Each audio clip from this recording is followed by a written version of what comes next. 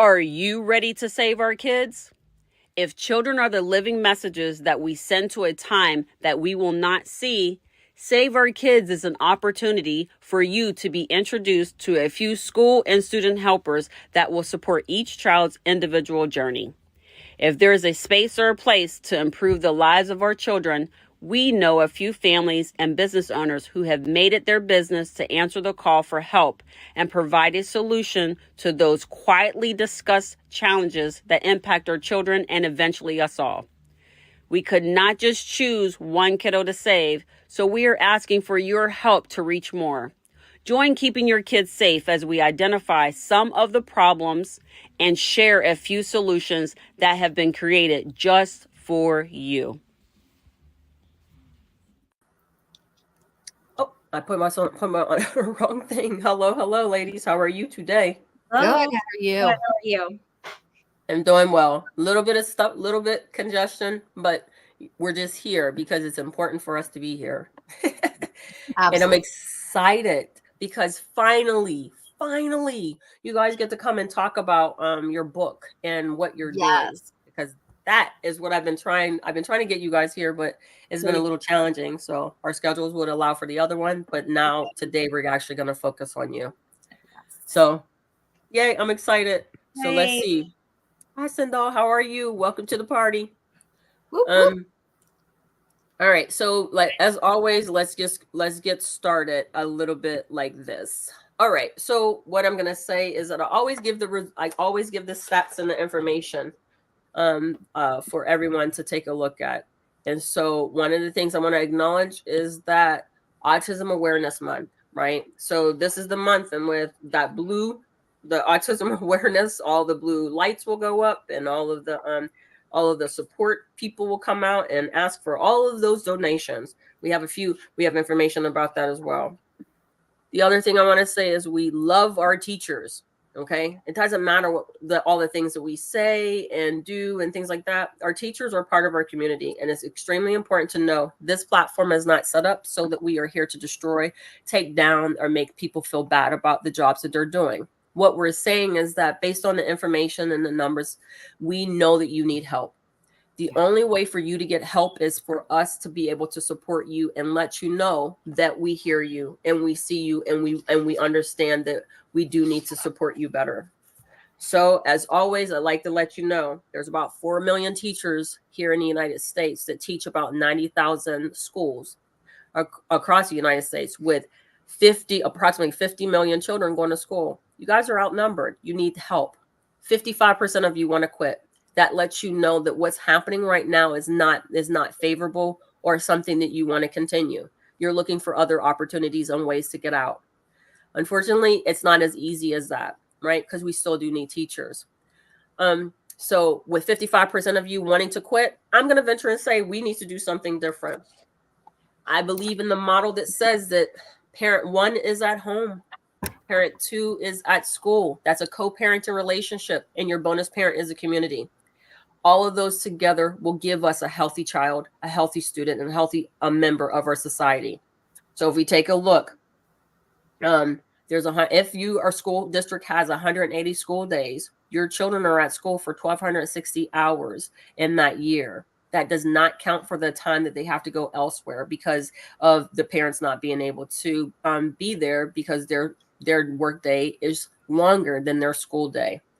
So if you think about it, you have to figure out a co-parenting relationship. Otherwise, you're going to find yourself in challenging situations.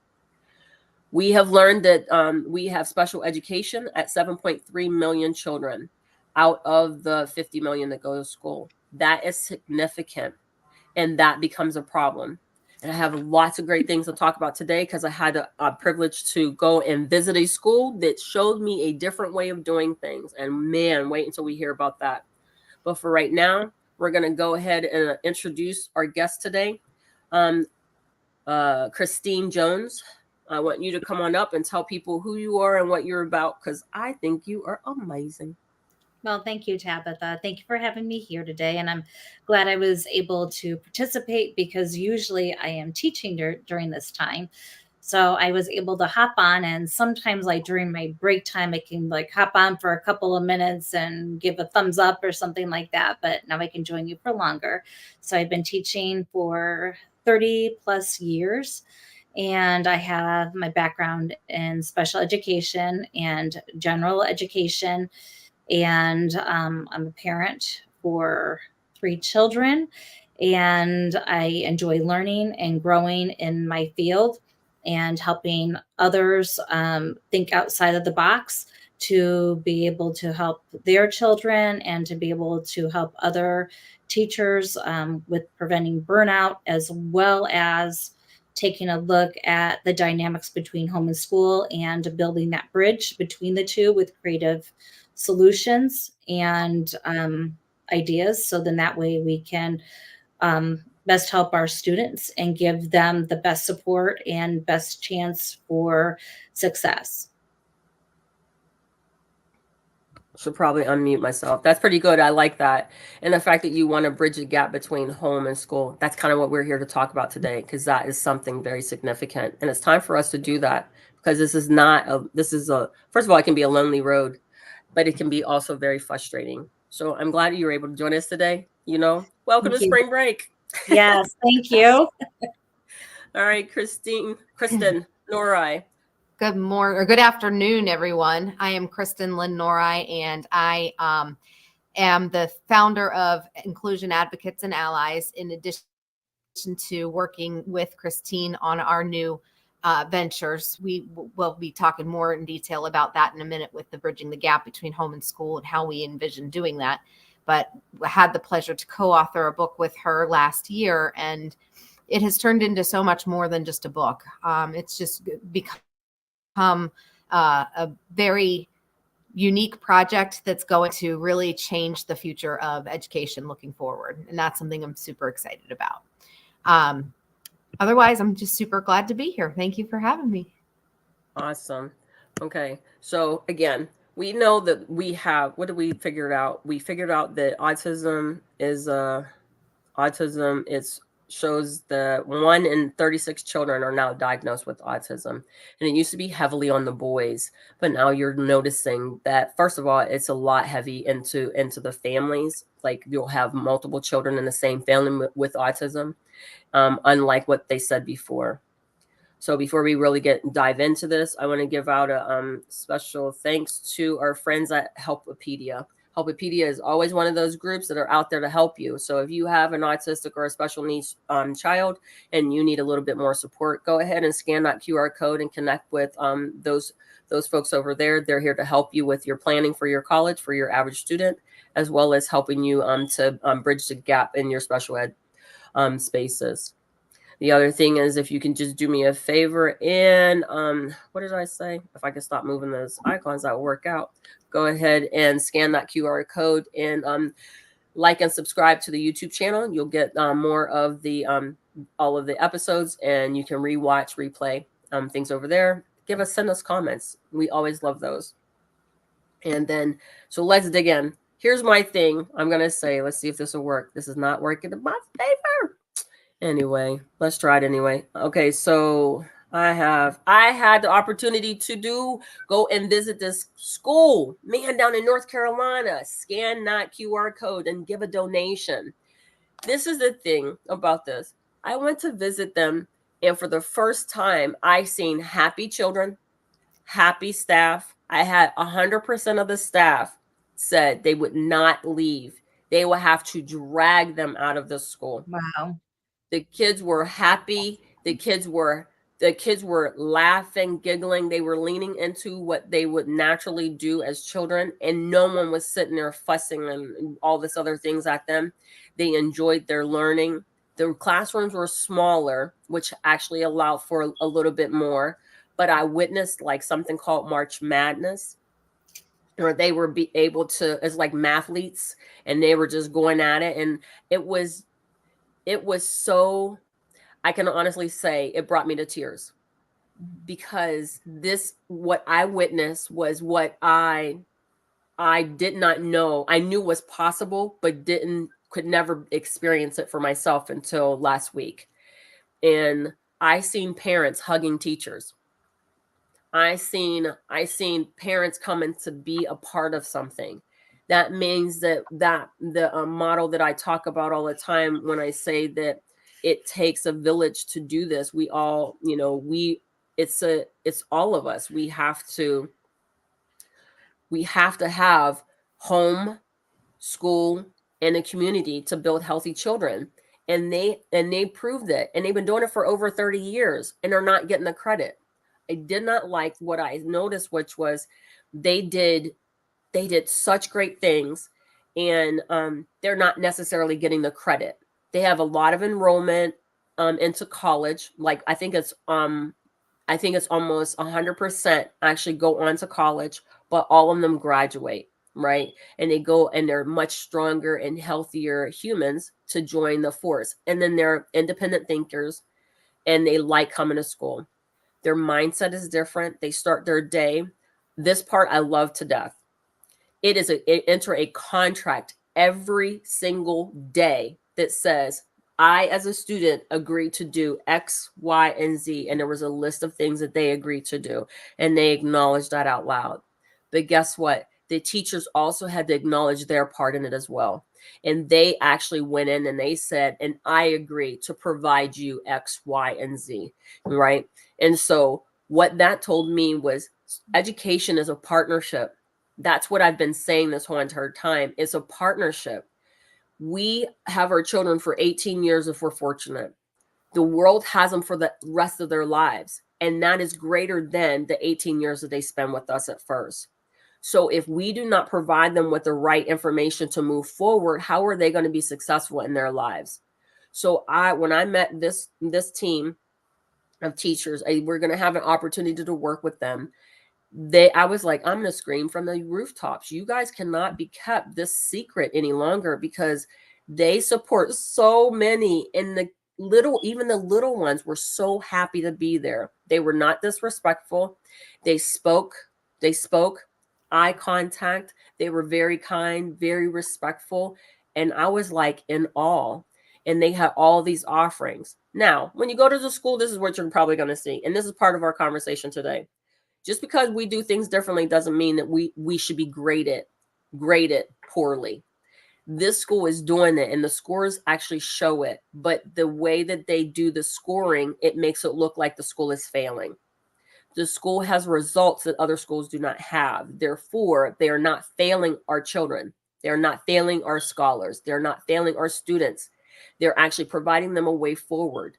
And until we get better at this, we're going to continue to have a problem. So that's part of what our conversation is about today, because you two ladies said, okay, I'm in a classroom and you guys suck.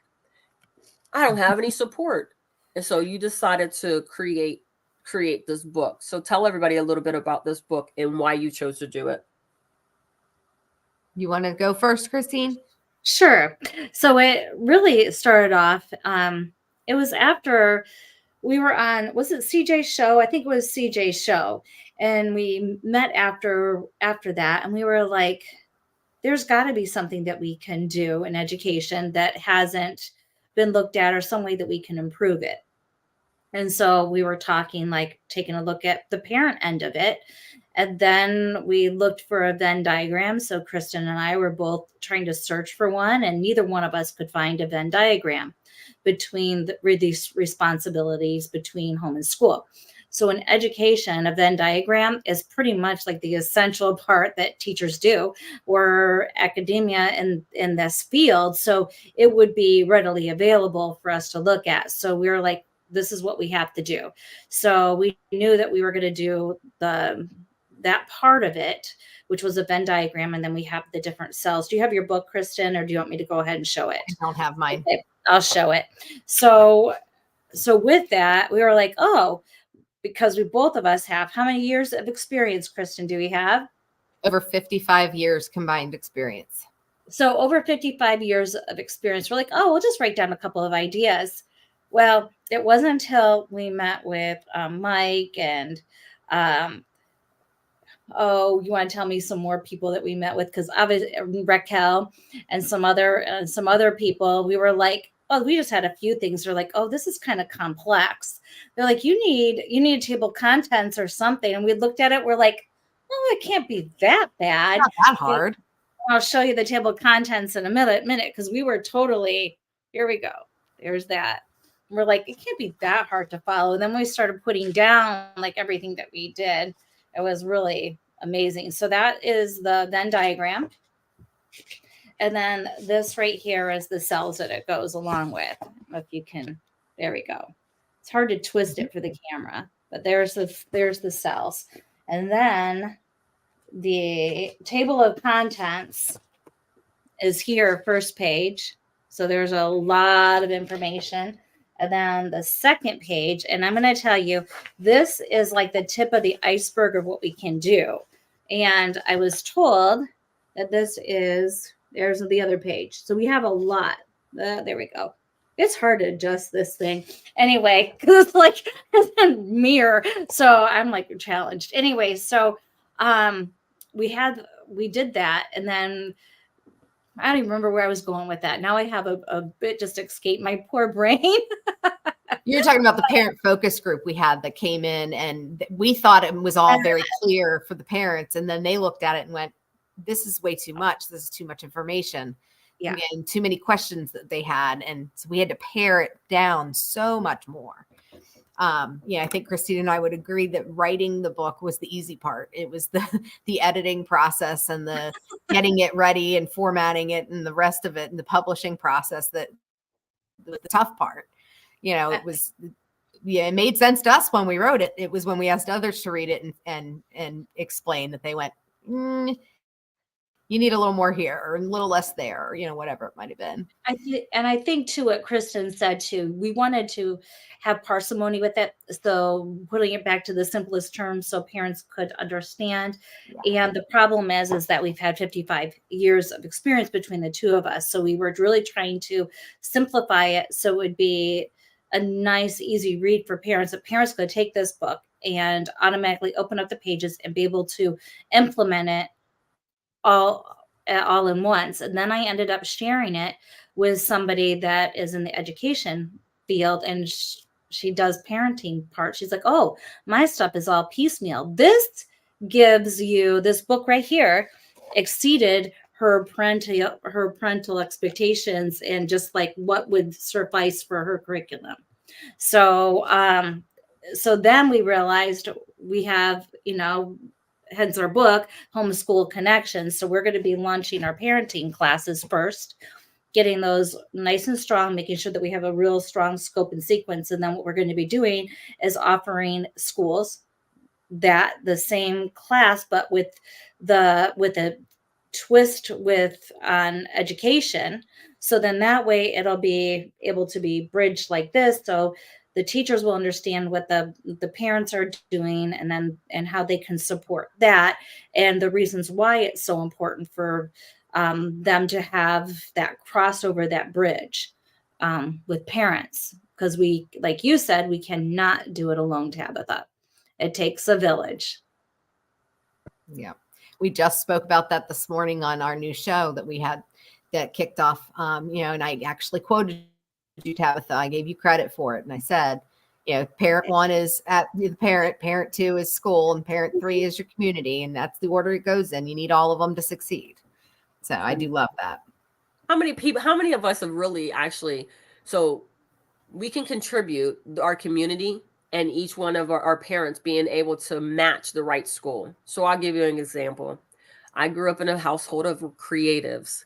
If anybody knows me, I am creative in a different way. I'm not creative in the arts and crafts and the design work and things like that. So I am not the artist, right? But I am creative in my own right. But being in that space where you have a lot of singers and a lot of people play instruments and to draw and do those things, it really started to do, it can do some things to you if you don't have someplace to put your talents, right? But my mom, I have to say, was extremely instrumental in my education, because she realized that where I was going to be sent for school was not going to be favorable for me. She wanted me to have a better education. So for all those families who say, well, I don't know how that's possible, my mom said, okay, I do not wish for you to go to this school. So I am going to make it possible for you to go to a school that's going to better feed you what you need to have. So she moved us and she put me in a different school. And then when it was time for me to go to high school, she did the same thing. And we enrolled into what they would consider a magnet program. And I went through a magnet program and I did not do the mainstream classes. I went into a higher part of that education. That is letting you know, parents, you have an option. My mom made a decision for me, and it was one of the best educational decisions she made for me, because my brother and sister were on their trajectory based on what their gifts were. But now she had to place me on mine. Parents need to be part of building that. They can't just sit there and say, well, the school said. The school says a lot of things, but that doesn't mean we always have to abide by that. If they're not feeding your child or your student or your scholar the way you want them to feed them, and if they're not receiving, your children are not coming home challenged to learn more and want to do more, you have the wrong partner. That educational institution. And first of all, let's talk about these doggone words. When I went and looked at it and I said educational institution, what on good earth are we talking about? What is an institution? Why are we associating that with education? And then you wonder why children don't want to go to school. Okay, it's an opportunity to learn and to be greater than what you are, from yesterday. But if you're saying, let's go into this institution, I'm not going there. So why are we expecting these kids to do that? We have got to choose better words in communicating with our little ones, because that's why they're like, oh, no, I don't want to do that because that's not fun for me, But I just feel like we do need to be better. My community helped me because when I was getting in trouble, they called my mom. Right? Ding dong ditch, kicking over trash cans, going over here and doing what we're not supposed to be doing. But that part of the community helped to keep me and my brother and sister, my cousins, out of jail, out of situations that weren't going to be favorable for us for our long term. Again, our job as parents is we're just supposed to make sure that they survive. We need to keep them alive until they're 18. Now, anything after that, it's a bonus.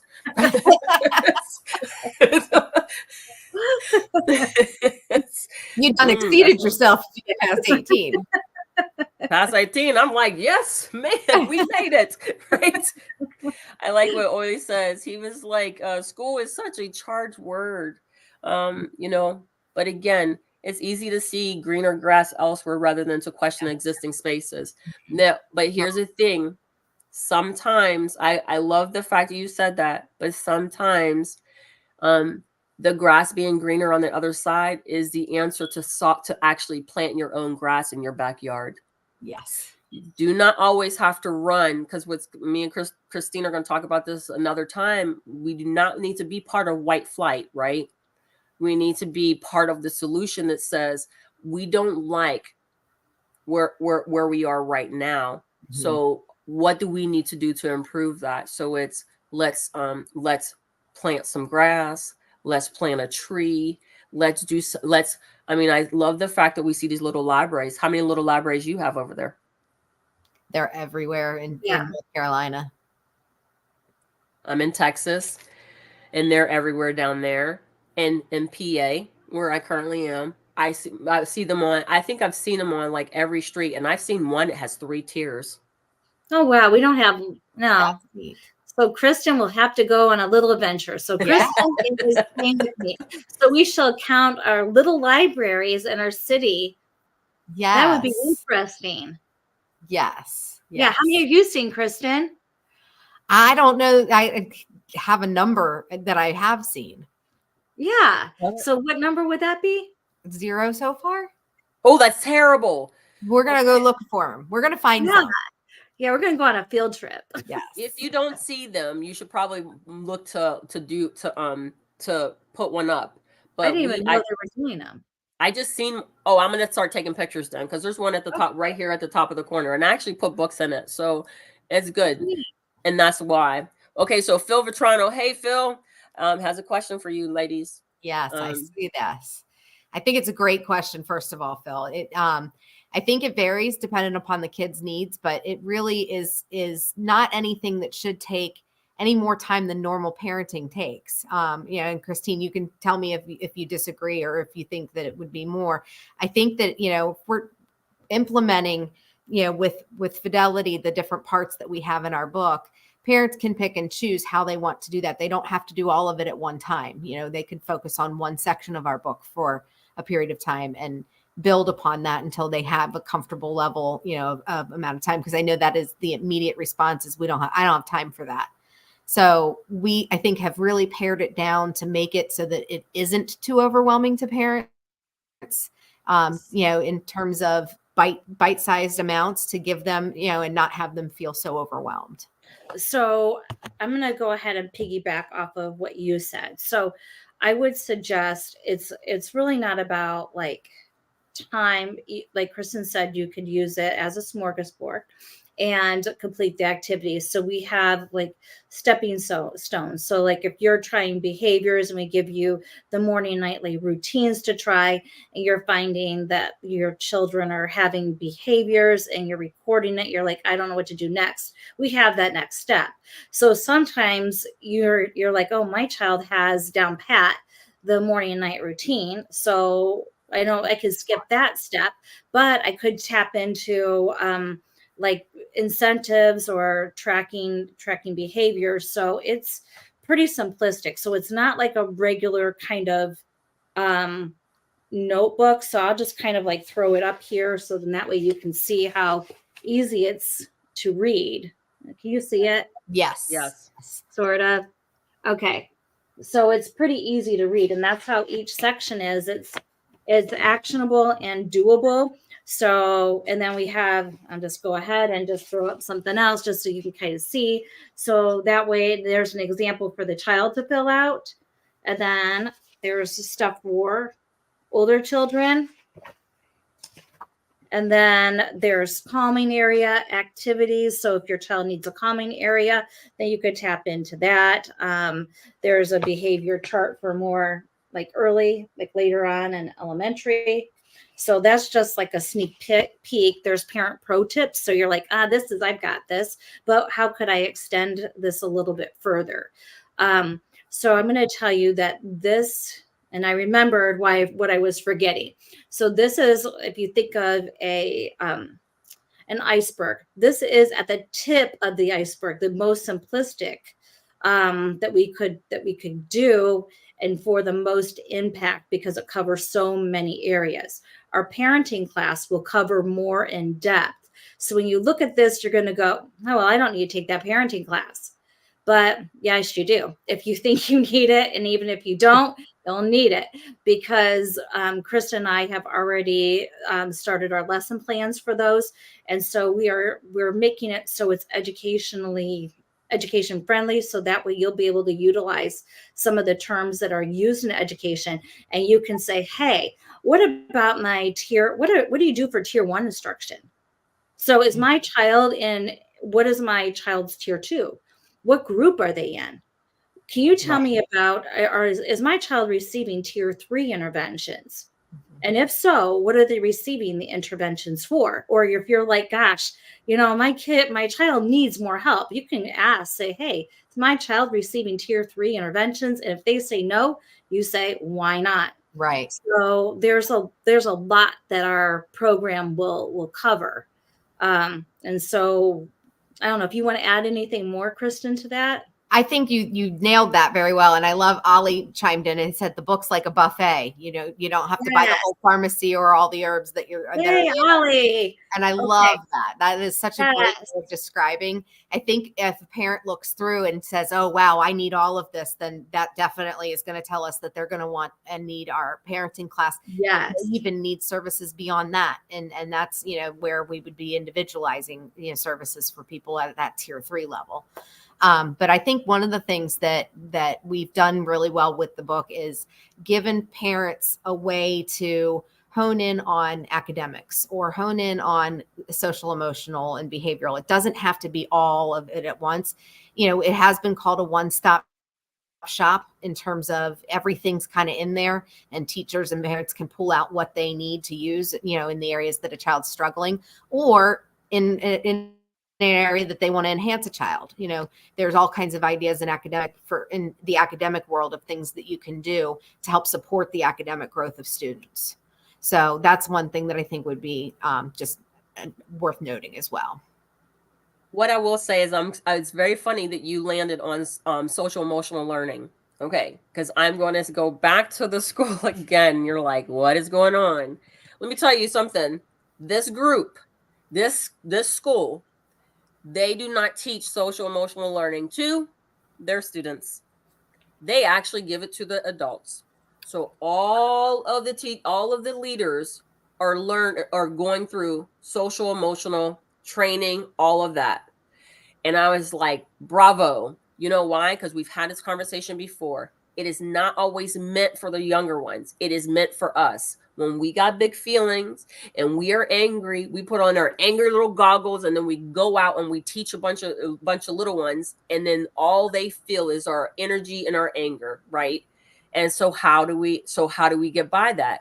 How about you help to heal and protect and answer the cries of the adults? Because we do not want to. So what do they say? All things roll downhill. Yes. Mm-hmm. So why do we think that the social emotional learning is only meant for the little ones, right, and that they're supposed to push that boulder up a larger hill to get to the older ones, right? That's not how that works.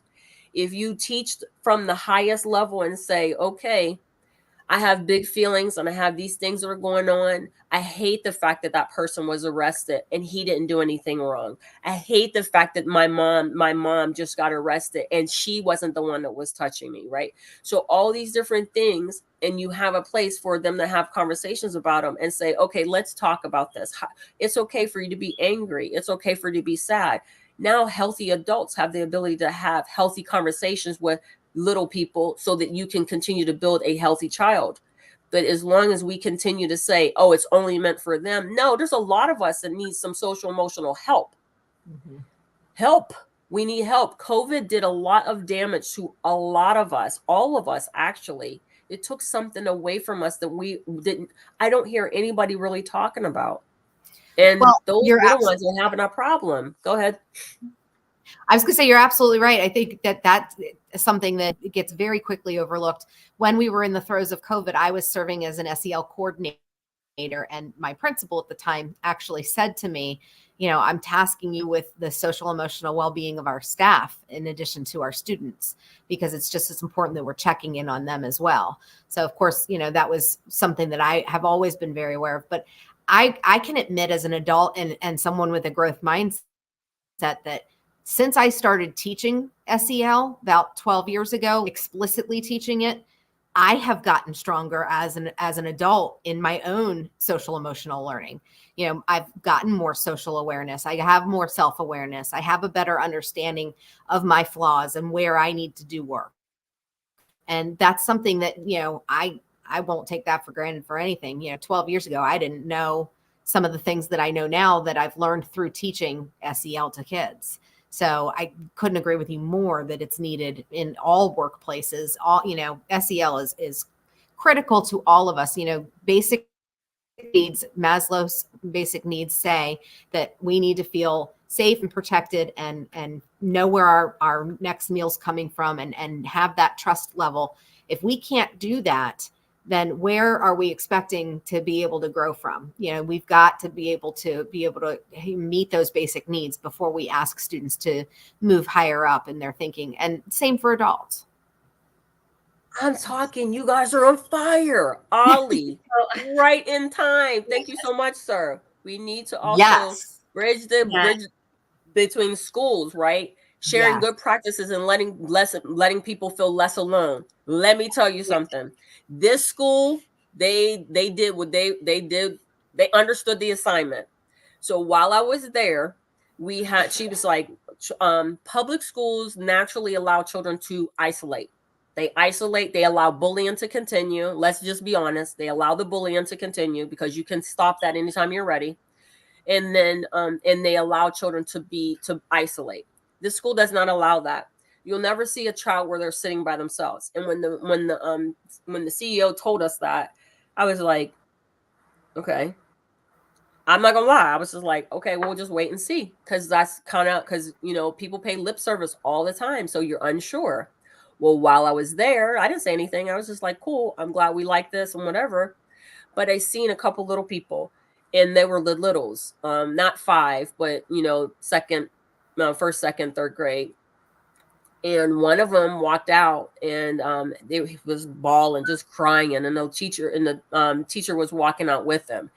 But I seen a little person run up and stop them and stop to the little one and said, "Are you okay? How can I help you?" Okay. Whoa. Are you serious? That's incredible. Everything they told us they were doing, it was actually resonating into the children. So it reverbed right back to us.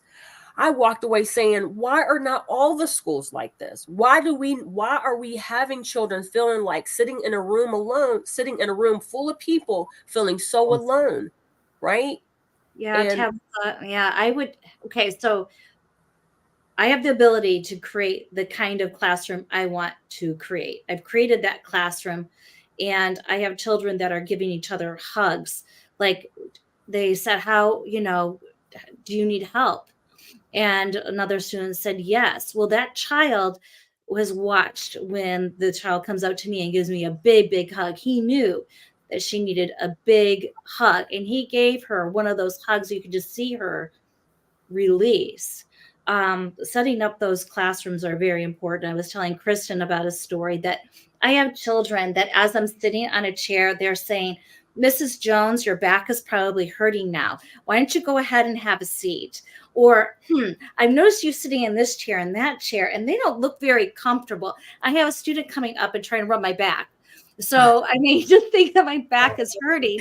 So, I mean, it's that empathy that you're teaching. You're teaching that empathy. I also do role modeling for the students and how to, if I say, if I'm getting frustrated, sometimes I just make up that I'm frustrated. I'm getting frustrated so they can see what that might, sound like. This is what I'm going to do.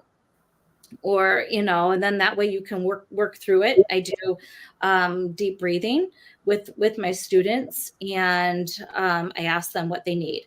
So another thing is that when we teach self-advocacy, we teach children how to advocate for themselves. In my classroom, you will see children sitting by themselves, but you will hear this first. Mrs. Jones, can I sit by myself because I learn best here? And then they'll ask to be removed away, but it is so because they can't. So I ask them, why are you moving? So is it too loud? Is it because of a focusing issue? And they're not made to stay over there, but they can flex back in because it's their choice in the first place. So I think that part is really important too, that just because you see children sitting in isolation, we have to see what the environment is like and not assume that they are being put there on purpose. Because I had a parent come in and their child said they sat there, and then the other children smirked. And I said, would you like to tell your parents why you're sitting there? So he said, why? They're like, oh, I thought you were in trouble. He was like, no, this is why I'm sitting here. And the next day, because he chose it, and even regardless what his parents said, he chose that same spot again because he needed it. That's different, right? Mm-hmm. That's very different. And I'm very happy that I know you to know that your classroom is definitely one of those classrooms that would fit in the school. My whole entire thing is I don't understand why we struggle so hard to provide the environments for our children to be successful within. Why is it that we as the adults need to see our children suffer just to make the point, to make them stronger? Children are resilient. Yes, they bounce. Because remember, when we used to be younger, we bounce up and we'd be back up on, on a skateboard, back up on the skates or whatever we were doing.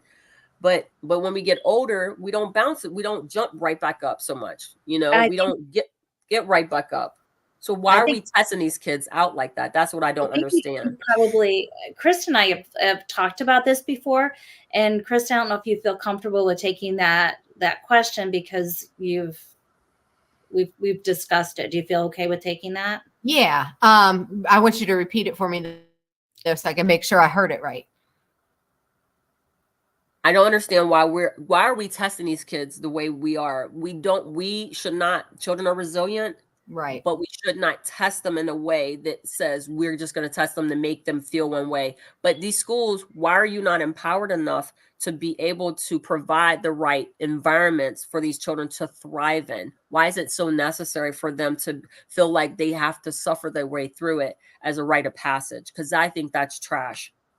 Oh, I agree. I think it all goes back to test scores and policymakers that make those decisions. And, unfortunately, it takes it out of the hands of the people on the ground doing all the work, the administrators and educators that are in the school buildings trying to work with those kids that see where the needs are and where the expectation is. And I'm not saying lower expectations in the least, but I'm saying let's meet our kids where they are and grow them and recognize growth rather than test score numbers. One score on one test is not an indicator of whether or not a teacher is successful or not in that classroom. And I don't think that one test score is enough to look at a child and make an assumption either and say, oh, that child's not going to pass because their test score. That is true. If we start giving up on them at that age, that's it. And I'm going to tell you something too, that teachers, and I'm not saying like I'm not giving teachers a pass, but I talked about this before, the cost analysis. You're like, I don't have time because I have all of this stuff stacked up here. I don't have time to do that. I don't have time to put all of those things in place. But then what they don't realize is that they're putting it on the other side. When you don't plan ahead, you don't plan for success, you actually are planning for failure. So failure has more cost to it. What it has is that the parents are upset. You're like poking that angry hornet's nest. And then administrators, then the parents start poking the administration, and then the administration starts poking you. And then if it's not handled correctly, because it's already a hot mess, it goes to downtown. It also shows up on your evaluation because then you don't have good classroom management and you're having to upload a lot. So each time that a teacher has, I'm going to say like, I'm just going to go quote unquote behavioral issue because it's more than that. But each time that a child has troubles, difficulty self-regulating, we'll call it that instead, you have to document, you have to call home, and then you have to follow the proper channels. Did you dot your I's? Did you cross your T's? Now you have a light looking at you. How many of these are happening in your classroom at what time? It becomes very stressful. That little one incident can cost you 45 minutes to have that rapport with the student, to say, I understand what you're going through. How can I help you? How can I support you? What do we need to do? If I take 3 minutes out of my day, and I'm just going to just use that arbitrarily. Sometimes it's longer, but let them know and ask them how they need to be supported. And sometimes it's as easy as that. Sometimes it's taking a walk. There's other things to do, but you don't break bonds and destroy relationships. But they are doing that. Yes. Because honestly, when you look at the school, because the school spends so much time, these teachers spend so much time, so they're overwhelmed. So here's a scenario. Send my child to school, and my goal is that when they return back, they're going to be a little bit smarter than when I sent them. That's the expectation. They're going to come back in one piece. I'm gonna need both their shoes, please, and and I want them to be more educated than what I sent them. But what comes back is attitude, irritation, and frustration. But then when you start asking why, then you're looking at, so I'm at home as a parent and I'm worried about, I just lost my job. I don't know how I'm going to feed this kid. I'm not sure if I'm going to be able to keep this apartment or house. I don't know what's going on. I filled out 26 job applications and I can't find a job, right? And now I have this student coming back, and guess what? The frustration that he was dealing with all day. So out of 7 hours of the day, he's now dealing with a teacher who is being called in because her reports are not done. She's having to push her way through a curriculum that's not landing. She's having to deal with Johnny in the corner and Mary in the other corner with behavioral challenges, and the parents sending hateful emails to her. And now she's like, and now I have to teach all of you, right? And then you pour that on that child from school, and then the parents are having that struggle, and that struggle may not be as violent as the educational part, because you have to talk to, you guys have to talk to the little ones all the time. The parent can say, go do something else, go play in your room, go to your neighbor's house, and then push them off. So now they don't have time. So you have two sides of a child's life that don't have time for them. But guess who has time for them? The streets. So when you build frustration in that child, they have no patience. They don't understand what these feelings are about. They're taking ownership of the adult's feelings and not understanding how to process them. And the streets are saying, come on in. We'll feed you. We'll hug you. We'll take care of you. And now you got kids on drugs, kids are in gangs, or kids have joined families that are not their own. And so the wrong community gets to adopt them because both sides of their lives is like full of chaos and frustration. Is that really what we want to be providing to our children? Because is that the reason why some of them don't want to go to school anymore? It's a good question. And we've discussed that. And so, Tabitha, I really appreciate that insight that you have with that. And I was taking notes. So I've really never really thought about it like that. I've read a lot on like pipeline to school to prison pipeline. And it used to be in kindergarten. That is no longer in kindergarten. We're looking at preschool. But when they are not valued in either area because they're both tired and overworked, they do turn to others where they can get their community and be able to have those needs met. And they don't know any better because they don't have anybody telling their lives that, not to do that. And that's how I think, honestly, that's how we're losing our children to the streets too. And to the drugs and to a lot of this stuff. But that's the reason why I thought it was really important and consistent to say that at the end of the day, if you do not have the right partner to build the healthiest of children, you need to find the school that's going to work with that. You're going to find a community that's going to help support you. And it doesn't have to be the community in which you live. It can actually be, you can build a community around, because my mom used to say to us, if you don't want to talk to me, that's fine. But you need to find somebody to talk to. So I don't know how you're going to do it, but I need you to find somebody who you're going to talk to about it. You can't just continue to not speak to anyone, right? And so it's important to note that for that reason, of course, we still love our teachers, no problem. But at the end of the day, we really do need to find a place for that child to go. Because if all the doors are closed, you have to know they're going to find a door that you do not want them to open. And you're fighting a battle for the rest of your life that is not, for the rest of their life, that's not favorable. How many parents would have made different choices had they known that the school that they were sending their child to was one that was going to get them hooked on heroin, right? You have to think about those. That is the significance of all of this. And so Save Our Kids is about saving our kids, period. It's education. In order for them to be successful, they have to learn how to read and do math. In order for them to be successful, they have to learn how to deal with their feelings. In order for them to be active participants that we want to participate in the society, we have to give them a humane look at how we're supposed to move. And that's what's not happening. And we screwed up. Collectively, it's our generation that has caused what we are currently looking at. And it's our responsibility to call it out and make a change for it, because they're answering us. We did not do right by them. They are answering with the responses that we have today. And that's on us. And we have to make a different decision. We're going to shift a little bit because we're on our way out. Want to go ahead and say Autism Awareness Month is now. Even if you don't think you know somebody with autism, you do. And just because, and it's a lot of it is our environment and things like that. But at the end of the day, those individuals have superpowers that we do not have. I would recommend that we lean into that. But I will say that there are organizations out there that are really doing nothing but taking your money and not applying it to the studies, the science, or the resolution that anybody's looking for. I don't believe my child is wrong. I don't think that he's broken. I don't think there's anything wrong with him. I think he was created the way he was to teach me something that I was missing in my life.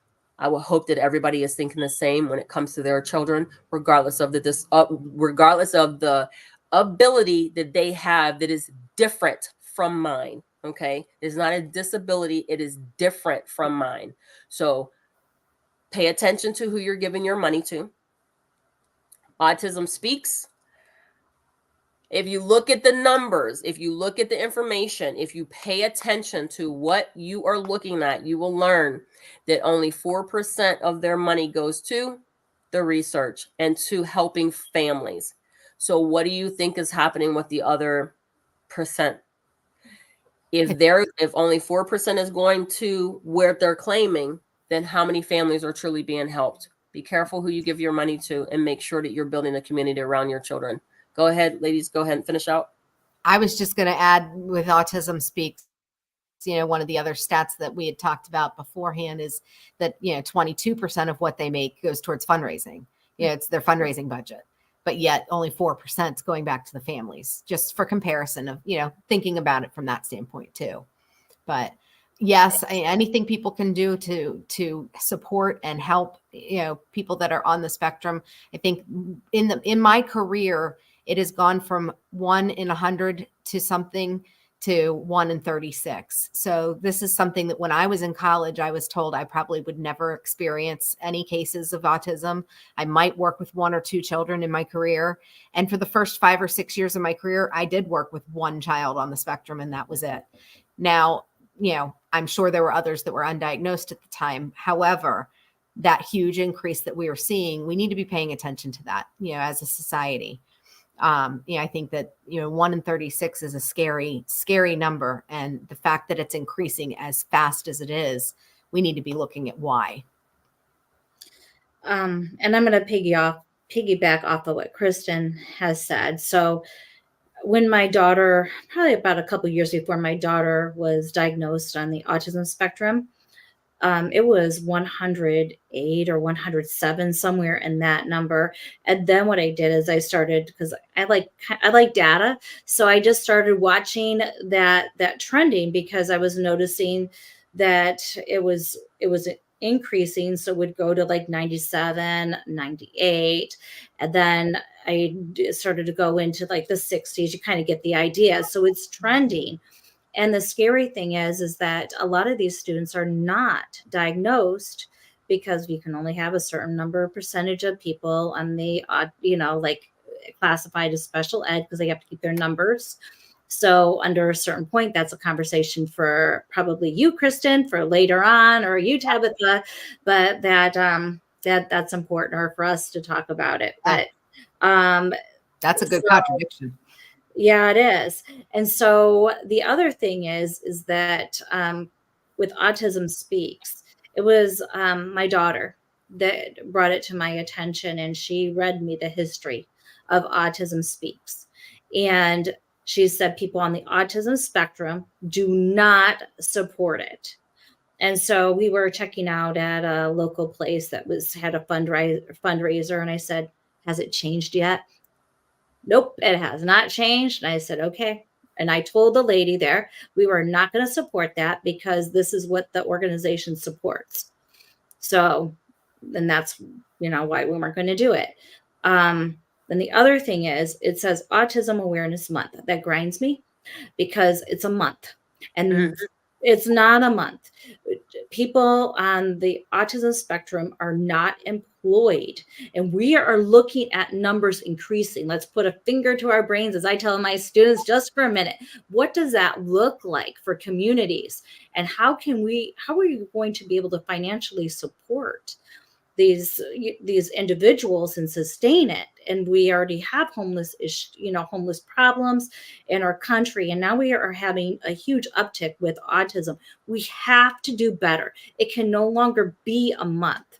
It has to be something that companies and other people put at the forefront, because we are going to be in a crisis, and we don't have to be.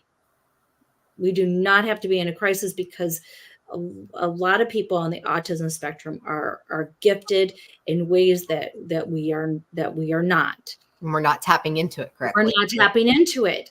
Yeah. And it's very sad. Mm-hmm. So I'm glad you say that. So I'm going to tell you why I put Autism Awareness Month. What I do, I recognize that none of these things should be a month. Women's Health Month, Black History Month, all these flipping months. We got 12 months in a year. Let's move on, right? Here's the thing. All history, all day, all the time. It doesn't matter. What I use Autism Awareness Month for is to build a community. So for me personally, they've given us a month to bring up awareness so that we can sort and find our friends, sort and find the people who are like-minded, who want to join a community. We have new families getting their diagnosis on a regular basis who don't know where to go. So it's a terrible way to narrow down this field, but it's a very good opportunity for us to invite others to come and join us during this month, where we can bang the drums and talk about this stuff and go ahead and invite them in. So my hope is that we bring enough people in to actually say, okay, great, this is I would like to join your community because I like what you have going on. And I hope that they just come and find us and know that we look at this 365 days a year and 24 hours out of 24 hours a day. There is no let up on this. So if you send me money, I honestly do not like these things where they only feed you during the holidays, because I think 363 other days out of the year, people are hungry too. It can't just be during those holiday seasons to make people feel better. So just be mindful of how we do things, I think, because we are the living example for our children to follow. And if what we are seeing out in the world right now is what we have put out there, shame on all of us, because we are very unhappy with some of the stuff that's happening out there. So as we wrap up, I thank you ladies for coming to join us. Remember to come and join me for this hour. Remember, friends, go ahead, buy your copy. Scan that QR code. It's going to Amazon. Go ahead and buy your copy of Bridging the Educational Gap. Kristen and Christine, you've done a wonderful job in presenting everything in front of people so that they can see that they have options, and they do not have to pick and stay with what has been told to them. If you don't like the result, as you don't, what did he say? He was like, what you put in is what you get out. Mm-hmm. You understand? So at any given point in time, when you're ready to make a change, you can make that change. You cannot ask for something. If you have trash in, you are guaranteed trash out. It may smell different and be a little bit more fragrant and perfume-like, but it's still trash. Be careful what you ask for, right? So thank you all for joining us. Thanks, Phil, Helpopedia, Sharon, and Ali, all of the people who came to visit us and spend their time with us. I hope you've gotten something out of it. Please remember to go ahead and what did I say? I lost it. Scan or like to follow us on YouTube. Subscribe to the channel. We really appreciate it. And until next time, remember, please use your words wisely, because they have power. Have a great one. Oh, wait, maybe not. I don't know where the thing is. Man, being on a laptop is just driving me crazy. I don't know about this one. Till next time. Later, guys. Thank you for your time today. We appreciate the support and look forward to you visiting us again next week. Same time, same place. Until then, words are power. Please remember to use them wisely. If you have an interest, like to be on our live show, please let us know and send us a direct message.